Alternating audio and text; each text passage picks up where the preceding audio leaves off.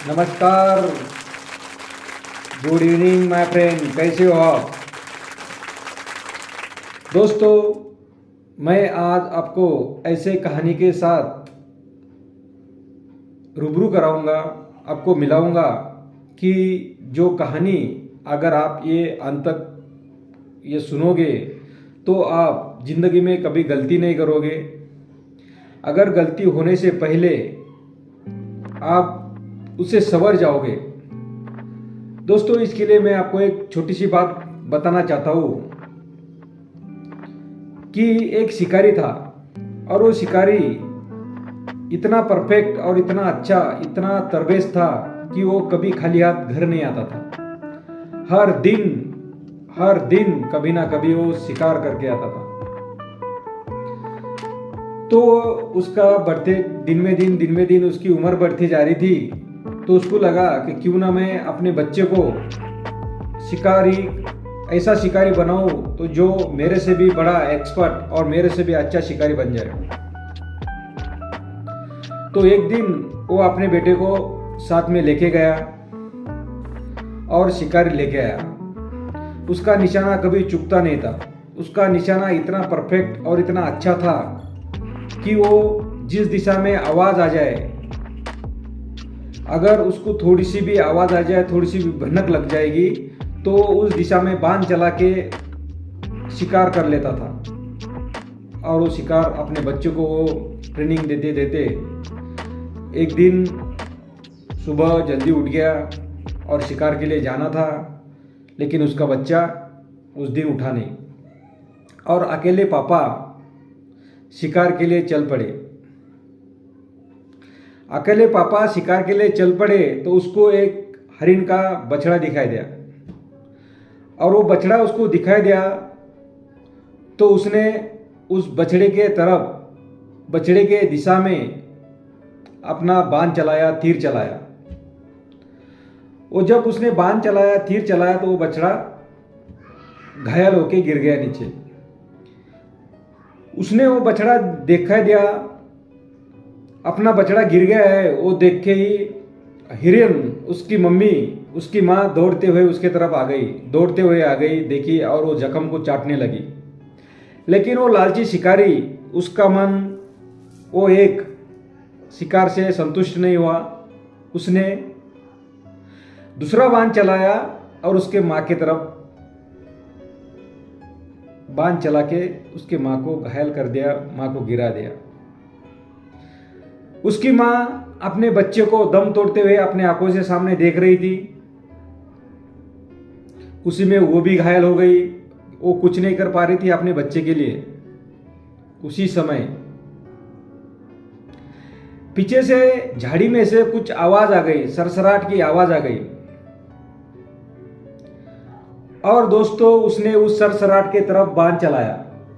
जब उसने उस सरसराहट की तरफ बाण चलाया, लेकिन इस बार कोई अलग सी चीख आ गई। इस बार उसकी कुछ अलग सी चीख आ गई। वो जाके देखता है तो अपना खुद का बच्चा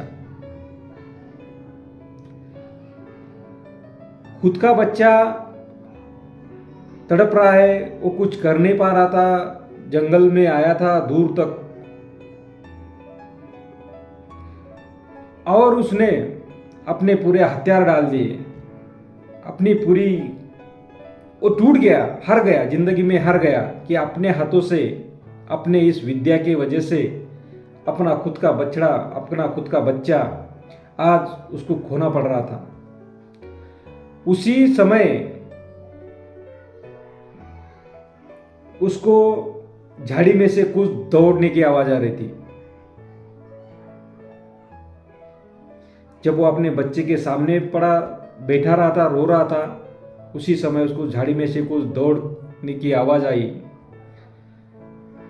ये ना कुछ हथियार उठा रहा था, ना कुछ हथियार उठा सकता था, ना बाण चला सकता था। और अपना बच्चा अपना पापा का पीछा कर रहा है, ये देखते हुए उसकी मम्मी कुछ इस अंतर पे अपना बच्चा मरते हुए दिखाई दे रहा। अपना बच्चा बाण के वजह से, अपने पति के बाण के वजह से तड़प रहा है, मर रहा है, देख रही है। अपना पति बच्चे के सामने रो रहा है, लेकिन जो उधर से दौड़ने की आवाज आ रही है, जो दौड़ने की आवाज आ रही है, वो और कोई नहीं था, वो एक शेर था।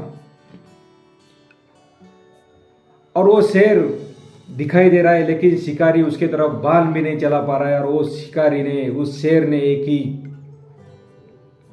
मिनट के अंदर उस शिकारी की शिकार कर ली। और उसकी माँ ओनली देखती रहती थी, उसकी माँ ओनली देख रही थी कि बच्चा मरा पापा के वजह से, और पापा शिकारी को शिकार लेके गया। दोस्तों, कहानी बहुत छोटी है, लेकिन बहुत कुछ सिखा के जाती है। दोस्तों, मैं आज सुबह बैडमिंटन खेलने के लिए जा रहा था। उसी समय एक बहुत तेज, मैं साइकिल से अपना चल रहा था, उसी समय पीछे से एक बाइक वाला स्पीड से जा रहा था, और एक बुढ़ी औरत, बुढ़ी माँ एक रोड के किनारे से जॉगिंग कर रही थी, वॉकिंग कर रही थी।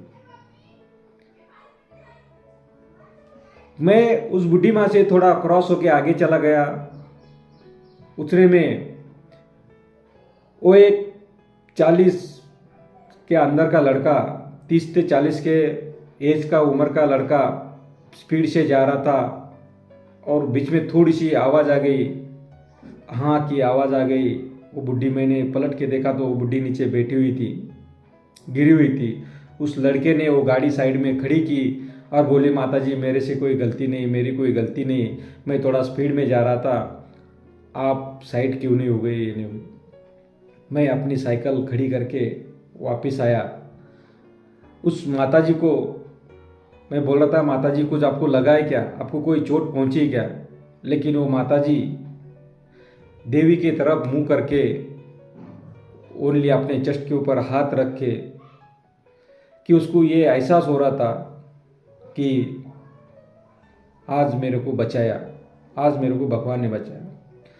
दोस्तों, जैसे उस शिकारी की शिकार करने की कला की जो आवाज़ को देख के हुए शिकार करता था, आवाज़ के तरफ बाण चला के शिकार को गिरा देता था, वही हम जल्दीबाजी में, अगर आप हॉस्पिटल में जा रहे हैं तो आपको अपने बच्चे की, हॉस्पिटल की चिंता रहती है। अगर आप अपने परिवार की तरफ जा रहे हैं तो आपको परिवार की आवाज़ सुनाई देती है कि मेरे को घर जल्दी जाना है। लेकिन दोस्तों, अगर उस बूढ़ी माँ को, हो सकता है वो अपने शरीर के फिटनेस के लिए वो वॉकिंग कर रही थी, जॉगिंग कर रही थी, उसके घर में कोई है क्या नहीं, उसको संभालने वाला कोई है क्या नहीं, उस बूढ़ी माँ को अगर कोई सहारा नहीं होता, उसको कोई बच्चा वगैरह कुछ नहीं होता, अगर वो मोटरसाइकिल की वजह से आज वो बूढ़ी माँ गिर जाती, उसको कोई चोट पहुंचती, उसका हाथ पैर टूटता, तो उसका जिम्मेदार कौन था?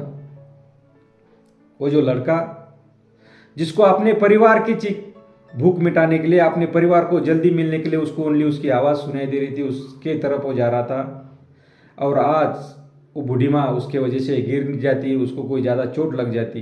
भगवान की कृपा से उसको कोई ज़्यादा चोट नहीं आई, लेकिन वो दिल में डर गई थी कि चलूँ तो मैं कहाँ चलूँ, हम अपने शरीर को फिटनेस के लिए करें तो क्या करें।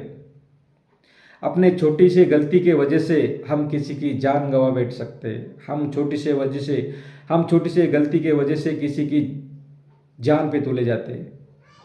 और सॉरी मांगने से कुछ नहीं होने वाला दोस्तों, कि सॉरी बूढ़ी माँ, सॉरी माता जी, मैं थोड़ा जल्दी में था।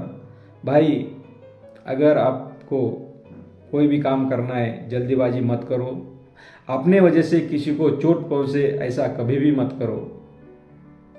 दोस्तों, आपकी जल्दीबाजी किसी की जान ले सकती है, और आपके ऊपर भी ये बीत सकता है। इसलिए कभी भी अपने वजह से किसी को चोट ना पहुंचे, यही एक सिद्धांत अपने दिमाग में रख लेना। कभी गाड़ी भरदाव नहीं चलाना। आज के दिन में, आज के सिचुएशन में ज़्यादा से ज़्यादा एक्सीडेंट हो रहे हैं, एक्सीडेंट के वजह से, और हम इतनी भरधाव गाड़ियाँ रोड के वजह से, रोड अच्छे हो गए, हम स्पीड से चलाते, ना गाँव देखते, ना ट्रैफिक देखते, ना क्रॉसिंग देखते, और इस वजह से बहुत बड़े हादसे होते। लेकिन आगे वाले बंदे को, आगे वाले आदमी की क्या कंडीशन है, जिसको हम टकरा रहे हैं, जिसको हमारे वजह से चोट पहुंच रही है, वो किसी की माँ हो सकती है, किसी का भाई हो सकता है, किसी का बेटा हो सकता है, किसी की बहन हो सकती है। वो उनकी चिंता करते रहते हैं, और लेकिन हम अपना काम भरदाव चलाना, बिना सोचे समझे कभी बांध नहीं चलाना। उस शिकारी के माफिक हमारे साथ भी वही हो सकता है जो उस शिकारी के साथ हुए। जहाँ आपको जल्दी जाना पड़ सकता है, वहीं पे आप लेट हो सकते हैं दोस्तों, ये अपनी गलती की वजह से।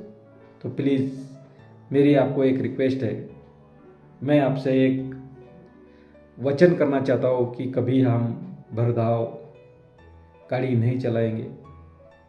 हमारे वजह से किसी को कोई दुख नहीं पहुँचेगा, कहीं चोट नहीं पहुँचेगी।